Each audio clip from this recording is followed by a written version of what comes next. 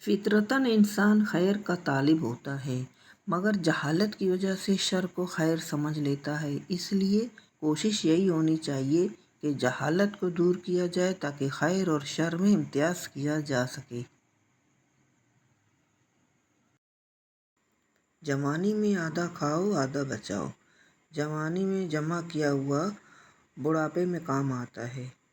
تعصب چاہے جس بھی شکل میں ہو، انسانیت کی تضلیل ہے۔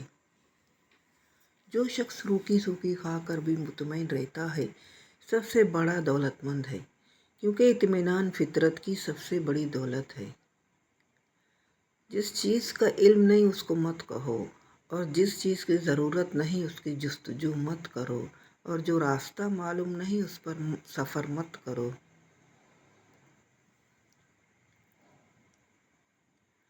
اگر ہم اپنی مصیبتوں کا تبادلہ کر سکتے تو ہر شخص اپنی ہی مصیبت کو غنیمت جانتا۔ میں بھی جاہل ہوں اور میرے ارد گرد رہنے والے بھی جاہل ہیں، مگر فرق صرف یہ ہے کہ میں اپنی جہالت کو جانتا ہوں اور وہ نہیں جانتے۔ شادی ہر صورت کرنی چاہیے۔ اگر آپ کو اچھی بیوی مل جائے تو خوشی ملے گی، اگر بری مل جائے تو آپ فلسفی بن جائیں گے۔